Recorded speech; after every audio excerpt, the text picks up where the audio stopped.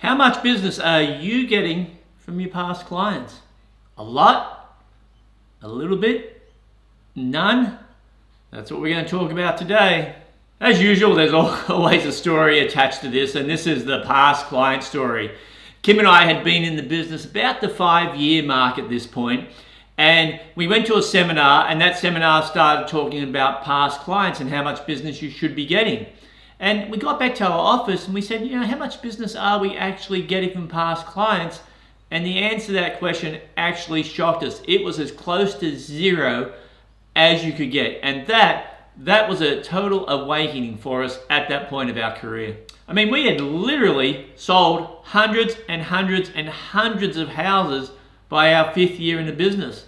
I mean, we had such a backlog of past clients, even discounting the people that actually, the sellers that moved out of the area, even discounting them, we still had this huge batch, and we were literally getting almost no business, less than 1% of our business from that past client database. So something was drastically wrong, and we obviously had to find out what it was. Well, after a bit of soul searching, we figured it out. We were caught up in a trainer who was very good for our business, so I'm not bagging on this particular trainer. I won't mention his name, but he helped us grow our business substantially. But it was always looking for new business. It was never going after the business that you already had, or that the possibility of business sitting there in that database, which was past clients. And so we were so focused on getting the next listing, finding the next buyer, putting that deal together. We were so caught up and excited about the deal, we weren't really looking at, is there an easier way to get that business? And so that's the first thing we did, was identify what we were doing wrong and why we weren't getting that business. And part of that was, and it seems simple now saying it, but we didn't have a plan. We had a plan for door knocking, we had a plan for all prospecting, but we didn't have a plan. We didn't have a business plan for that group of people in the database that were past clients. And by this point in our career, everything had started to get computerized. So we had a past client database that was actually computerized in a management system. So it wasn't like it was difficult to do. So we rectified this situation. And a question I get asked a lot as a coach and as a trainer was, how long from the time you rectified it till the time you started seeing results? Not a word of a lie, 5 days. Once we implemented these programs with our past client database, 5 days later, we saw a result come out. And that result was a past client that had called us, they called us to list their property because it was time for them to sell. And they'd only owned that property a couple of years, so that was a bit of a surprise, but that would not have happened unless we'd really looked at ourselves, looked at our business, and made this change. So now let me jump back. What we did is we pulled out our entire database and we printed out that database. We printed out who the clients were, the buyer, seller, who we represented, what the property was, how long ago it was, and any notes attached to that file. And Kim and I sat down, and this took us weeks, and we went through every single one, and we divided them into 3 categories. And one of these categories was really easy, the other was really hard, and the one was in the middle. So the first category was, they were considered 3s. The 3s were buyers or sellers that did not like us. Hard to believe, but that happens. So they didn't like us, or we didn't like them, or for some reason the transaction just went south and everyone was unhappy at the end. They were 3s.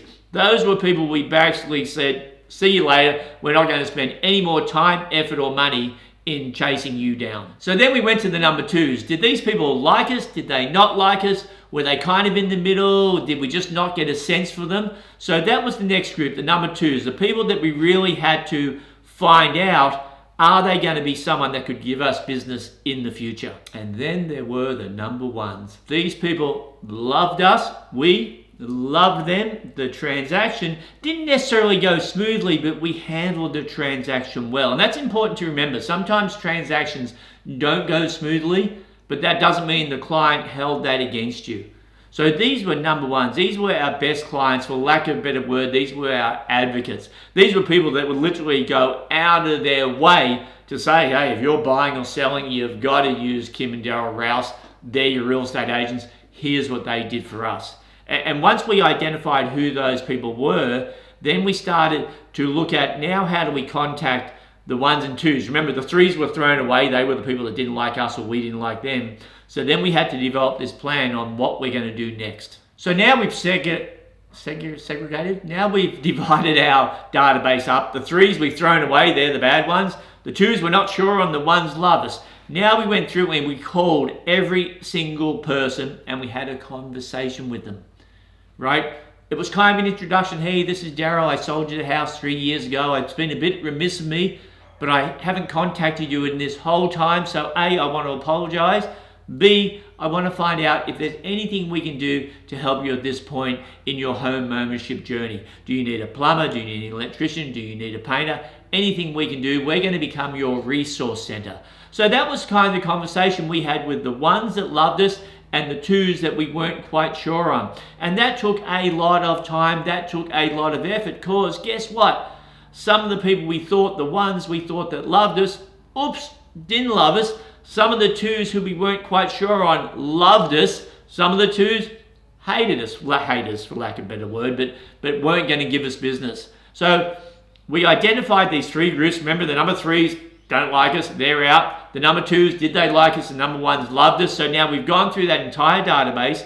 We've called them all and we actually followed up every single call with a letter. Back in those days, it was letters initially, but we were transitioning to email. So we followed up everybody after we'd spoken to them. And then we developed what we call our past client follow-up system. It's probably an acronym there somewhere, but we never bothered with it. But basically what that meant, and from a simplistic, remember we're always looking at Occam's razor, how can we make it simpler? Because making it hard is easy, making it simple is hard. So we spent a lot of time on making this system simple so we would do it. And that's important. You can't have a past client database that you're trying to call every month. You are not going to do it. So stay realistic on this stuff. What we did was 2 contacts per year. So there was an email contact every single month, but there were 2 direct telephone contacts every single year. And sometimes that telephone was a message that was left, but that was okay. And the message that was left was simply, hey, Daryl from ABC Realty, actually Remax at the time, but Daryl from Remax, just checking in with you, seeing if you need anything. That call was made at a random time through the year. And then the other call was their anniversary call. Hey, happy anniversary. It's been 4 years since you purchased the house. Just checking in, seeing how you're doing, seeing if we can help. If there's anything you need, any services for the house, roofer, plumber, electrician, etc., please use us as a resource center. Thanks for your time. So that was the message that was left and the conversation. So what were the results of all that? Like I said earlier, within 5 days we saw the first result, which was huge. And then within about 7-8 months, close to a year, we saw the real results. At that point, 30% of our business now was coming from repeat business, so those buyers or sellers using us again, or referral business, those clients referring us to someone else. 30% of our business. That meant we could work 30% less or increase our business by 30%. What we ended up doing was just increasing our business by 30% because at this point we put in a lot of systems to our office and we had people working for us, not real estate agents, but behind the scenes sort of people. So that's the past client story. Started out really crappy, ended up really good, but in the middle it was kind of hard hearing clients saying, hey, we don't like you. That's hard to take. And whenever a client said, we don't like you, and here's the reason why, we did not challenge it. We didn't go, oh, that's not fair. We didn't really do that. And that was the other agent's fault. No. If they said, hey, I'm not going to give you business because you were not the sort of person I want to give business to, we said, no problem, appreciate your time, and we moved on. Yes, we took it personally, but we didn't try and convince them that, oh, no, we were really good. We moved on. Because remember, at this point, we hadn't really contacted any of our past clients for 3, 4, 5 years. So that's it. Please like, subscribe, hit the bell when you want to be reminded for the next video, and go out and list something and sell it.